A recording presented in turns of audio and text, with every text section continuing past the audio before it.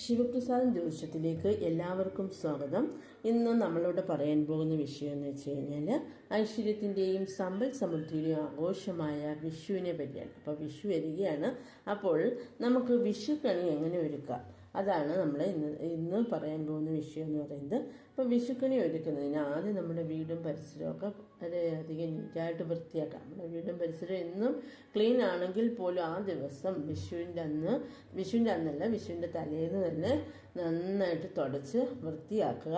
വീടും പരിസരമൊക്കെ വൃത്തിയാക്കിയതിന് ശേഷം തുളസി നീര് പിഴിഞ്ഞിട്ട് ആ വെള്ളം തീർത്ഥം പോലെ ആക്കിയിട്ട് നമ്മുടെ എല്ലായിടത്തും കുടയുക. അതല്ലെങ്കിൽ ചാണകവെള്ളമായാലും ഇതിലേതായാലും മതിയാകും. അത് നിങ്ങളുടെ അവൈലബിലിറ്റി അനുസരിച്ച് ചെയ്താൽ മതിയാകും.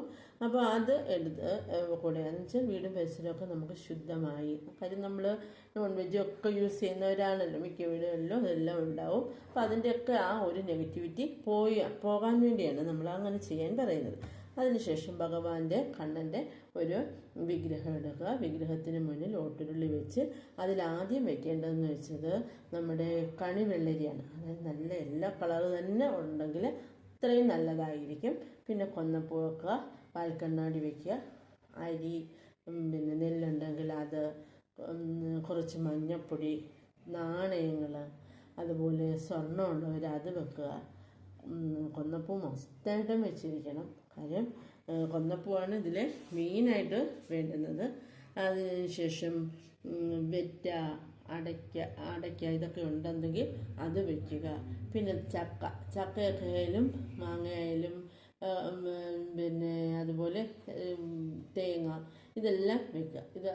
പിന്നെ അതൊക്കെ ഒരെണ്ണമായിട്ട് തന്നെ, ചക്കയൊന്നും കട്ട് ചെയ്ത് വെക്കാൻ പാടില്ല, ഒരെണ്ണമായിട്ട് തന്നെ വെക്കാൻ നോക്കണം. അതുപോലെ തന്നെ വെള്ളി നാണയങ്ങൾ ഒരു ബൗളിലെടുത്ത് നിറയെ വെച്ചേക്കാൻ പ്രത്യേകം ശ്രദ്ധിക്കണം. ഇനി കണി കാണേണ്ട സമയം എന്ന് പറയുന്നത് രാവിലെ 5:30 മണിയാണ്. അതായത് 3:30 മുതൽ 5:30 മണിയാണ് ഏറ്റവും ബെറ്ററായ ടൈമും. അതിനുശേഷവും നമുക്ക് കുഴപ്പമില്ല, ഒരു 6 മണിക്ക് മുന്നേ, അതായത് സൂര്യോദയത്തിന് മുന്നായിട്ട് തന്നെ നമ്മൾ കണി കാണാൻ പ്രത്യേകം ശ്രദ്ധിച്ചിരിക്കണം. അതുപോലെ തന്നെ കുടുംബത്തിൽ കാർന്നോരെന്ന് വെച്ചാൽ ഏറ്റവും മുതിർന്ന ആളുടെ കയ്യിൽ നിന്ന് വേണം നമ്മൾ എന്ത് ചെയ്യാൻ. പിന്നെ വിഷുവിൻ്റെ ഏറ്റവും പ്രധാനമായ ഒരു ചടങ്ങാണ് വിഷു കൈനീട്ടം. ആ കൈനീട്ടം നമ്മൾ വാങ്ങേണ്ടത് ഈ ഗുരുനാഥനെ പോലെയുള്ള നമ്മുടെ വീട്ടിലെ കാർന്നവരുടെ കയ്യിൽ നിന്നാണ്. അപ്പോൾ അദ്ദേഹത്തിൻ്റെ കയ്യിൽ നിന്ന് വിഷു കൈനീട്ടം കൊടുക്കേണ്ടതെന്ന് വെച്ചാൽ വെറും, അതായത് 100, 500 നോട്ടുകളായിട്ടല്ല, ഒരു നാണയം, അതായത് അത് 1 രൂപയായാലും മതി. ആ 1 രൂപ നാണയം, അതോടൊപ്പം തന്നെ സ്വർണം എന്ന് പറയുന്നത് പിന്നെ അതൊരു സ്വർണ്ണ കോയിനാകാം, അതല്ലെങ്കിൽ സ്വർണ്ണ മോതിരമാകാം, അതൊക്കെ നിങ്ങളുടെ ഇഷ്ടം. അത് പിന്നെ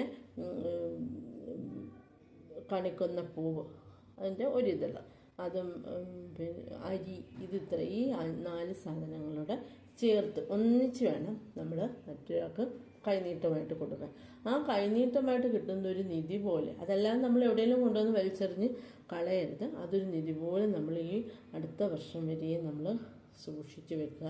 അതായത് കൊടുക്കുമ്പോൾ കാരണവർ മനസ്സിൽ പ്രാർത്ഥിക്കണം. കാര്യം ഞാൻ എൻ്റെ ആർക്കാന്ന് വെച്ചാൽ മകനായാലും മകൾക്കായാലും അല്ലെങ്കിൽ കൊച്ചുമോനാണെങ്കിലും ആർക്ക് കൊടുക്കുകയാണെങ്കിൽ അത് അവർക്ക് സർവ്വ ധന സൗഭാഗ്യവും സർവ്വ ഐശ്വര്യങ്ങളും ഒക്കെ ഉണ്ടാകട്ടെ എന്ന് ആശംസിച്ച് വേണം കൊടുക്കാൻ.